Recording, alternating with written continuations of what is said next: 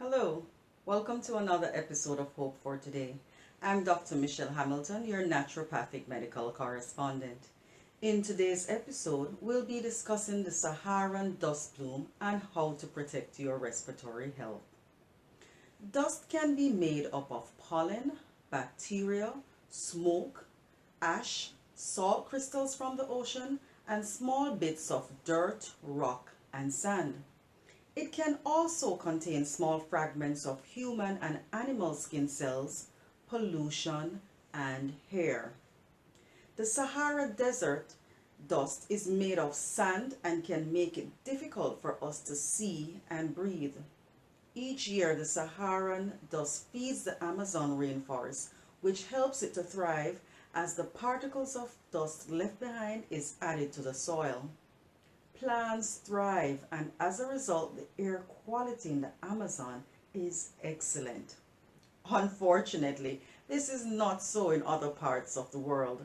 As we are currently experiencing this year's dust plume, let us be mindful of the potential dangers we face and take steps to protect ourselves. For those of you with no respiratory illness, it is important to protect your airways and limit your outdoor activities as much as possible over the next few days.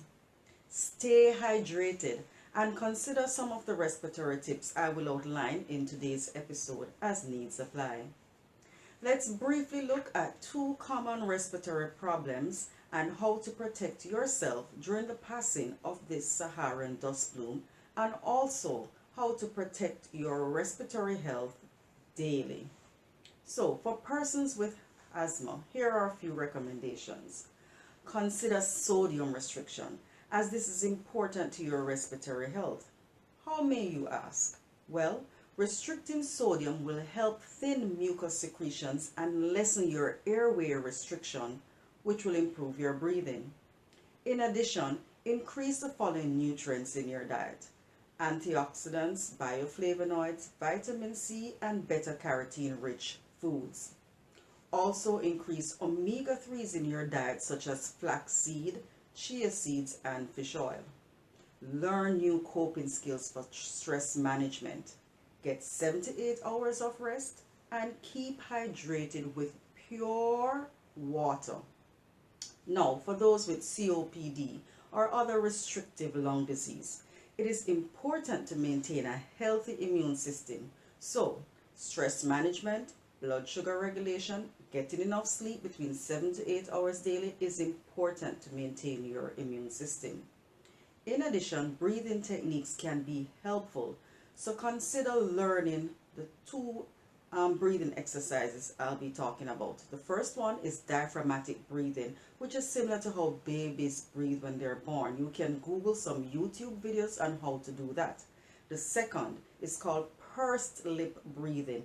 These help to strengthen your respiratory muscles, especially if you have shortness of breath.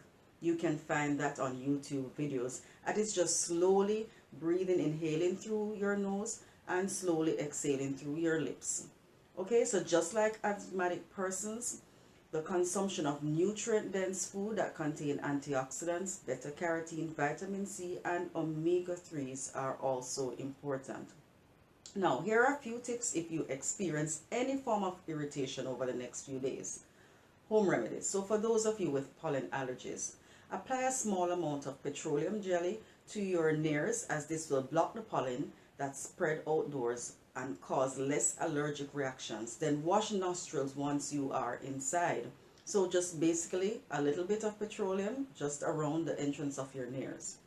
Another method, steam inhalation treatment.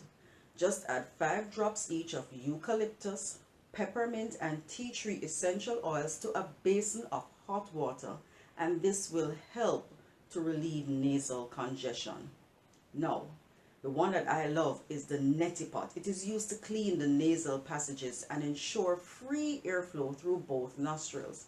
It is part of a treatment protocol for nasal congestion, allergies, sinus infections, colds, and many other ailments. Dust, dirt, pollen, and smoke that may irritate nasal mucosa can be easily washed away by this simple procedure.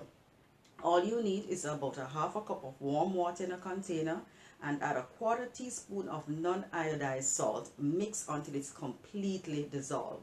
If you don't have a neti pot, you can get a bulb syringe, which can work just as well. And Google YouTube videos on how to actually perform the wash itself. And finally, some tips for your home to improve air quality.